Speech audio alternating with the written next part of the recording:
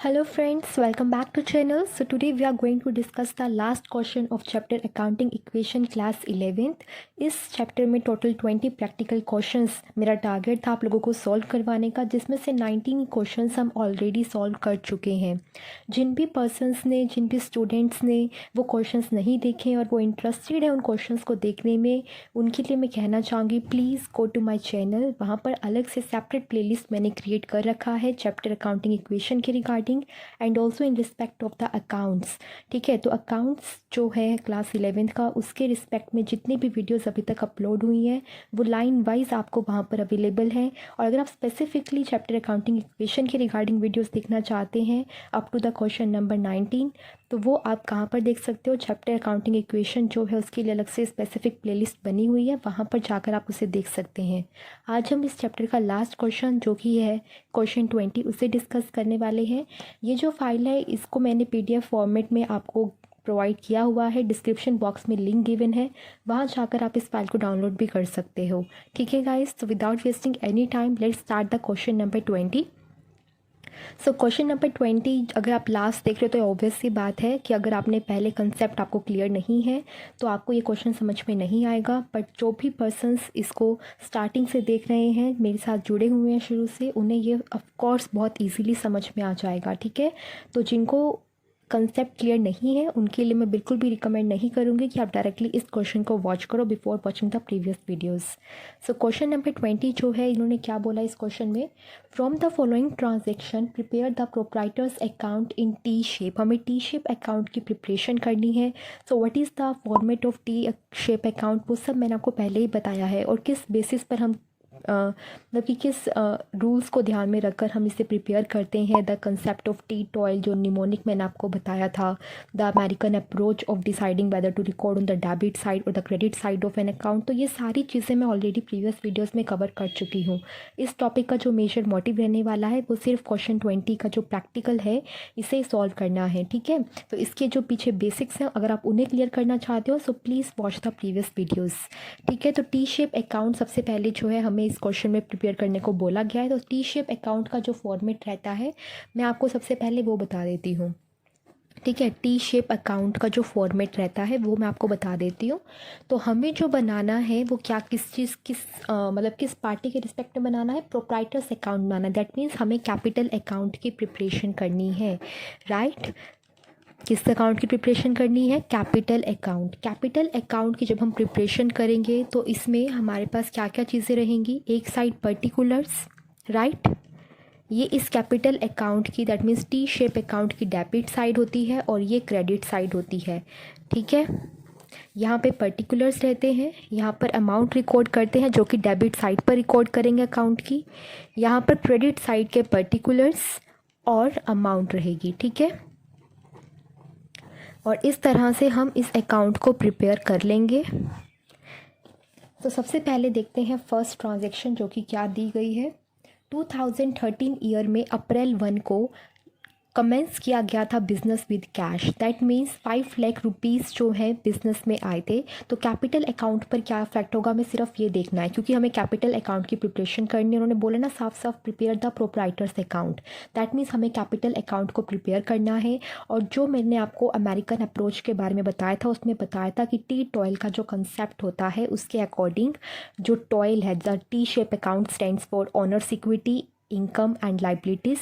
तो owner's equity that means capital. तो इसके लिए जो है आपका, अगर इस अकाउंट में हम क्रेडिट साइड पर कौन सी चीज़ें रिकॉर्ड करेंगे जो कि इंक्रीज़ करेंगी कैपिटल में, और डेबिट साइड पर वो चीज़ें रिकॉर्ड करेंगे जो कि डिक्रीज़ करेगी कैपिटल में। ठीक है, तो इन ट्रांजेक्शन्स में से जिस भी ट्रांजेक्शन का इम्पैक्ट कुछ इस तरह से है कि वो कैपिटल में इंक्रीज़ कर रहा है, उसकी एंट्री क्रेडिट साइड पर की जाएगी। और जो भी ट्रांजेक्शन जो है कैपिटल को रिड्यूस कर रही होगी उसकी एंट्री डेबिट साइड पर की जाएगी। ठीक है, तो हमारे पास जो पहली ट्रांजैक्शन गिवन है 2013 अप्रैल 1 को ट्रांजैक्शन हुई है। और ट्रांजैक्शन क्या है, commencement of business with cash. जब बिजनेस कमेंस किया गया विद कैश तो इससे ऑब्वियस सी बात है कि जो बिजनेस की कैपिटल है वो इंक्रीज़ हो गई है with the amount of rupees 5 lakh. तो इससे जब कैपिटल इंक्रीज़ होगी तो हम किस साइड पर लिखेंगे, डेबिट साइड पर या क्रेडिट साइड पर, बताइए। ऑब्वियसली क्रेडिट साइड पर। मैंने आपको बताया ना, कैपिटल अकाउंट में जो भी ट्रांजैक्शन इंक्रीज करेगी उसे हमें क्रेडिट साइड पर रिकॉर्ड करना है। तो commencement of business with cash, commenced business with cash, तो इसकी एंट्री हमने किस साइड करनी है, क्रेडिट साइड पर। और कितनी अमाउंट है हमारे पास, 5 लाख रुपीज़। ठीक है, इस तरह से। ठीक है, increase in the capital account record on the credit side, decrease in the capital account record on the debit side. Second जो ट्रांजेक्शन हुई है वो अगस्त 1 को हुई है। और क्या ट्रांजेक्शन हुई है, इंट्रोड्यूस्ड एडिशनल कैपिटल। एक होता है बिजनेस के स्टार्टिंग में जो पैसा लगाया जाता है, अगर बिजनेस के ड्यूरिंग जब वो रन कर रहा है उस बीच अगर कोई पैसा लगाया जाता है या कुछ भी इन्वेस्टमेंट की जाती है in any form by the owner of the business, उसे हम बोलते हैं एडिशनल कैपिटल। तो एडिशनल कैपिटल इस बिजनेस में इन्वेस्ट की गई है बाय द ओनर, तो वो कितनी है, 1 लाख। तो ये भी कैपिटल को इंक्रीज करेगी, इसीलिए इसकी एंट्री भी हम किस साइड पर करेंगे, क्रेडिट साइड पर। और क्या लिख देंगे, एडिशनल कैपिटल अमाउंट रुपीज़ कितनी हो जाएगी हमारे पास, 1 लाख। ठीक है, थर्ड ट्रांजेक्शन क्या है हमारे पास, दिसंबर 31, 2013 को थर्ड ट्रांजेक्शन है ड्राइंग्स। ड्राइंग्स का कंसेप्ट मैंने आपको पहले बहुत बार बता रखा है, इस बार फिर से बता रही हूँ। ड्राइंग्स क्या होता है, अगर बिजनेस की कोई भी item in the form of cash और एनी एसेट अगर ओनर अपने पर्सनल यूज़ के लिए विड्रॉ करता है, उसे हम बिजनेस की ड्राइंग्स बोलते हैं। और ये हमारे कैपिटल को रिड्यूस कर देती है। अगर कैपिटल को रिड्यूस कर रही है तो मैंने आपको बताया है कि एंट्री जो है किस साइड पर होगी, डेबिट साइड पर। तो जो 40,000 की अमाउंट है वो किस साइड पर रिकॉर्ड कर ली जाएगी, on the debit side of capital account.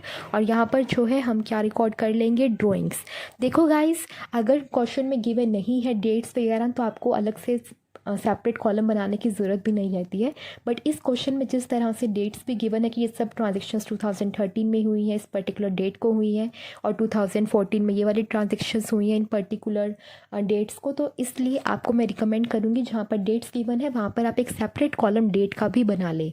Particulars के आगे यहाँ पर एक डेट का कॉलम बना लें और उस डेट के कॉलम में आप जो डेट्स हैं ट्रांजेक्शन के साइड बाय साइड वो भी मेंशन कर दें। अभी मेरे पास स्पेस नहीं है, मैं नहीं बना रही हूँ, बट आप लोगों को बनाना है। ठीक है, तो 3 ट्रांजेक्शन्स हमारी हो गई। अब मूव कर रहे हैं 2014 ईयर में। यहाँ पर क्या है, फैब 28 को ड्राइंग्स, फिर से ड्राइंग्स हैं, मतलब कि फिर से ओनर ने जो है अपने पर्सनल यूज़ के लिए कोई आइटम विड्रॉ की है बिजनेस से जो कि 20,000 अमाउंट की थी। तो ये भी हमारे किसको रिड्यूस कर देगी, कैपिटल को रिड्यूस कर देगी, इसलिए इसकी एंट्री भी डेबिट साइड पर की जाएगी। और कितने अमाउंट से, ₹20,000। नेक्स्ट हमारे पास जो है वो क्या है, मार्च 31 को एक ट्रांजेक्शन हुई है, net profit shown by profit and loss account. ये मैंने आपको बता रखा है, अकाउंटिंग इक्वेशन में मैंने आपको बहुत बताया है कि प्रॉफिट्स जो होते हैं वो हमारे कैपिटल को इंक्रीज़ करते हैं और जो हमारे लॉसेस होते हैं वो हमारे कैपिटल को रिड्यूस करते हैं। तो प्रॉफिट्स हमारे कैपिटल को इंक्रीज़ करते हैं, इसीलिए जो प्रॉफिट्स हैं वो किस साइड पर रिकॉर्ड किए जाएंगे, on the credit side of capital account.